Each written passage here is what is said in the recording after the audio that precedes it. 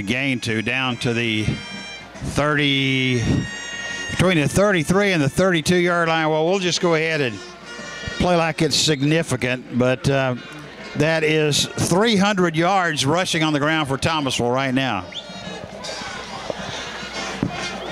How much do they have at halftime? Pitch back. About 112. And he's going to get away from one tackler in the backfield, pick up the first down and some more yardage.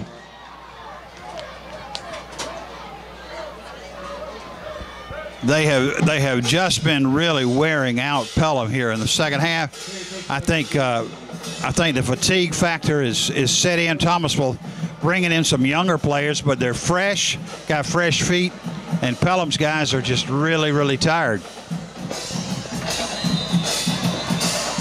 Down to 5:40 left to go in the football game. And they'll hand off to the fullback. This time we'll stop him. Cal King still in at quarterback. Well, they kind of pedaled quarterbacks through there quick, using 3 of them in short order, didn't they? Yeah. That was interesting.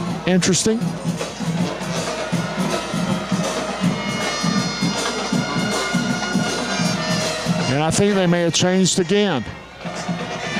I'm not sure. Penalty flag, short gain, fullback carries the ball. I was thinking 18 was back in there. 18 or 19, yeah, they're shuffling quarterbacks in and out to send the plays in. That's what they're doing.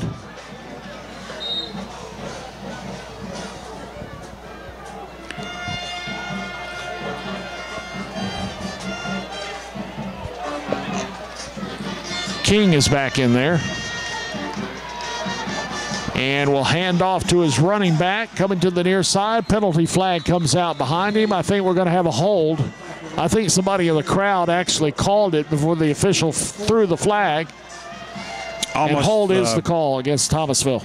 Almost looked like a tailback draw there. It took so long to develop, but the gain, even though it was a short gain, is going to be negated by a yellow flag thrown at the Bulldogs, and they're going to be tagged for holding.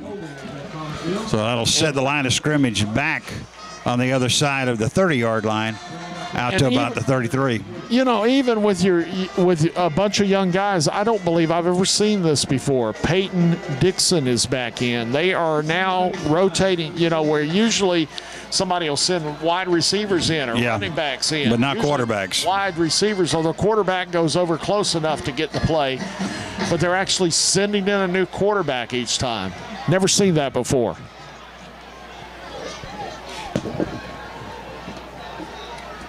And it is Peyton Dixon in now.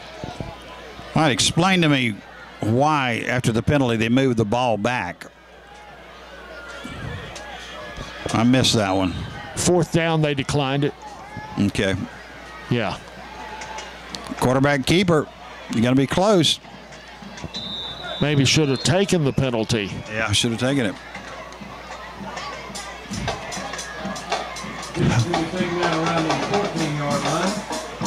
Somebody's going to get the first down. Well, I thought that was 4th down. It had 4th down on the marker. Is that not? Timeout for the officials here. Okay, the officials are trying to straighten it out. I thought they declined the penalty.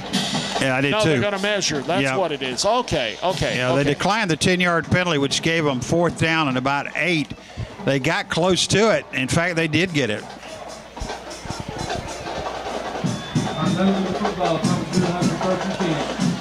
Well, I thought we were going to get the ball back. Well, it was a good chance if we could have held them for less than 9 yards. That breeze feels good. It does. 26 is back in there. That's Cal King again. Well, we're down to 4:14 left to go in the game. I'm sorry if it looks like I'm watching the clock, but are you? Well, what do you think? I've been watching it since it said 8 minutes. No gain there. Yeah, it seemed like every time I looked at it, it said 9, and then 9, and 9, and then finally it got under 8, and then started running a little bit. 2nd down.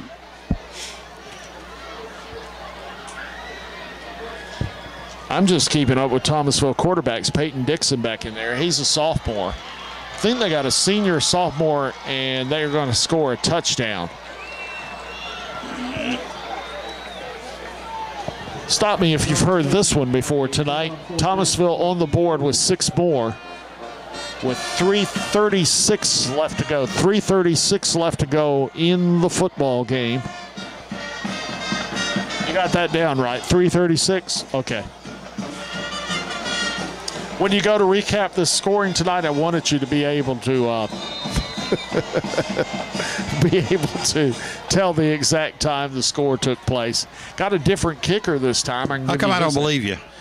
Joseph Finley will boot it through the uprights. And again, Cal King, who has been shuffled in as one of the great rotating quarterbacks for Thomasville, was holding, and the kick was up and good.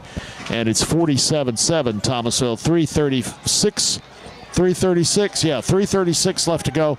Back in a moment. Well, to quote a old movie from the 70s, long ago in a galaxy far, far away. You got that right. Kick is up.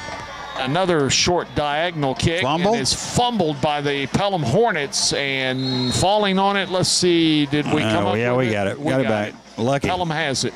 Yeah, that was pure luck. It just bounced correctly.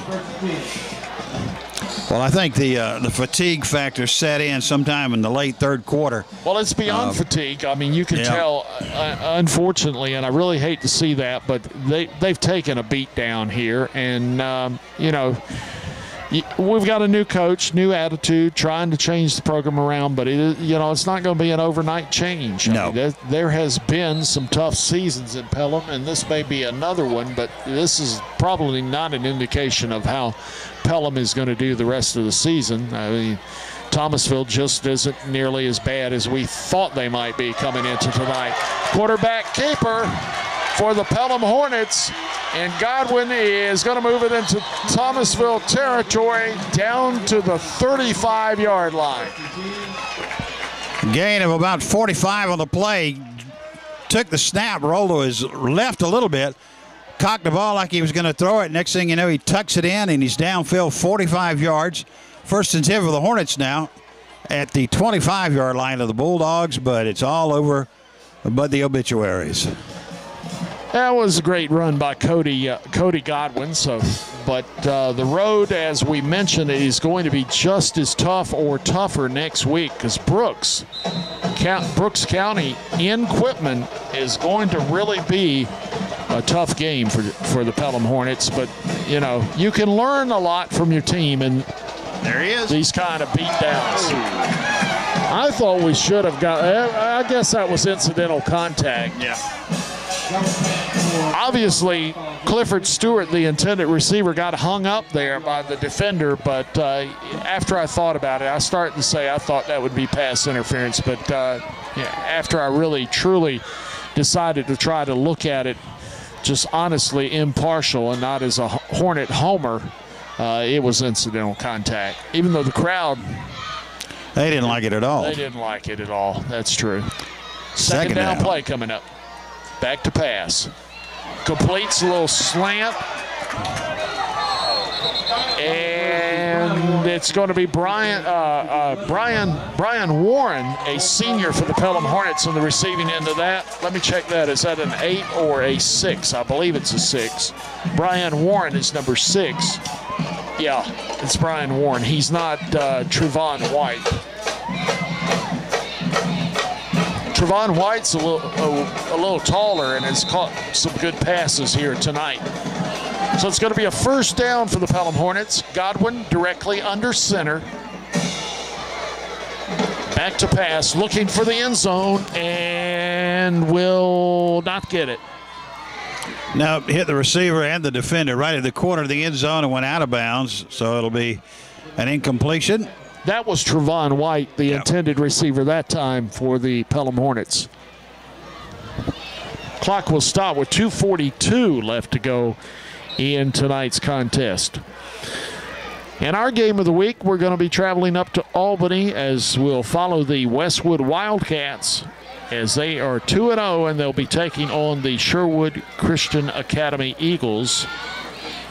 And we'll start with the kickoff, countdown to kickoff at 6, the pregame show at 7. Hopefully it's going to be a 7:30 kickoff, and then follow it with the scoreboard show.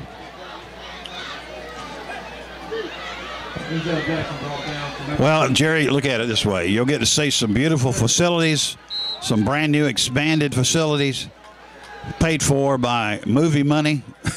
Yeah, it's amazing what movie money can do. But I wouldn't get too excited about the football. At least, as you told me, I was really thinking that was going to be a better game than what you now led me to believe that I'm going to see. Thomasville bursts through there, unless they were drawn off sides, which I don't see it. That's going to be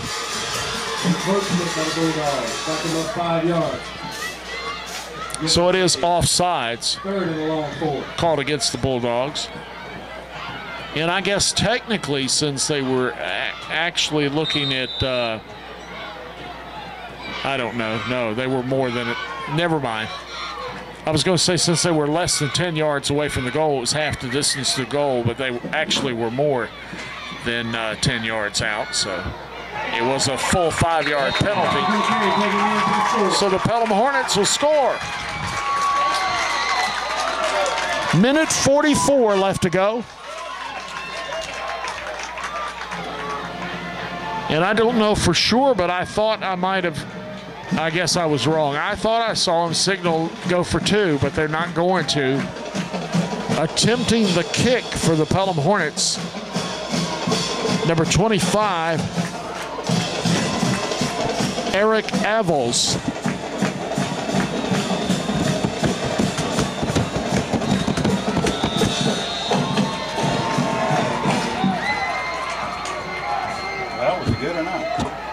I don't know. There's a penalty. Offsides against the Bulldogs. Okay, penalty. You can't decline that.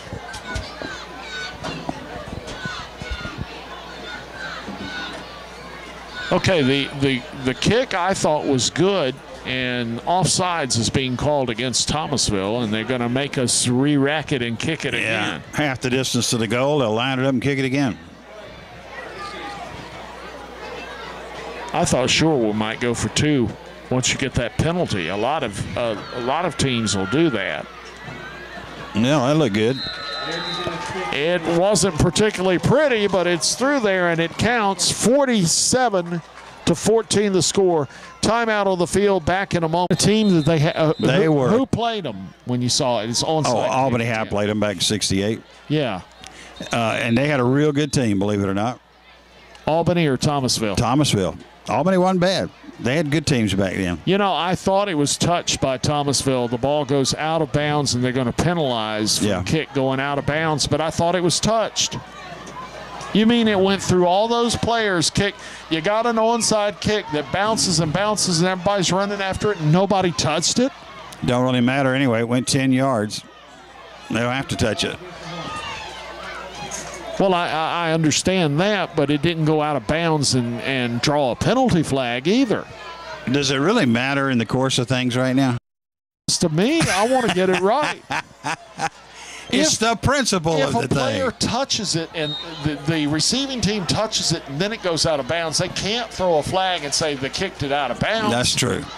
Well, that's what I thought. Well, who knows? Who knows what the officials called? I have no idea. I think Thomasville is going to call off the Dogs finally. Yeah.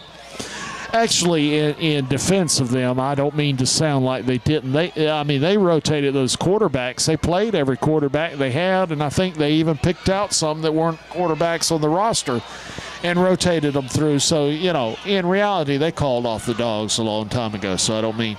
But they're taking a knee, so they're now looking at second and about 10 and a quarter yards needed, taking all the time that they can in the huddle, and now coming up to the line of scrimmage. So we're going to do a quick close here after a break when this game comes to an end. Then we're going to throw it quickly to the scoreboard show. And I'm going to leave it up to Sonny. Recap the scoring or not? We can. 34-yard line, bringing it to second and 11. Sonny Lofton, a man that loves a challenge. Oh, love a challenge. Yeah. Okay, so we'll be back in just a few short seconds. We've got to get the time down here. Thomasville taking just as long as they can. Now in, takes the snap, takes a knee.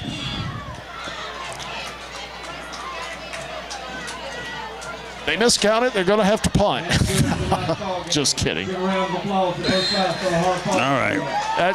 That has probably happened before where you didn't get the time figured out, but didn't happen here.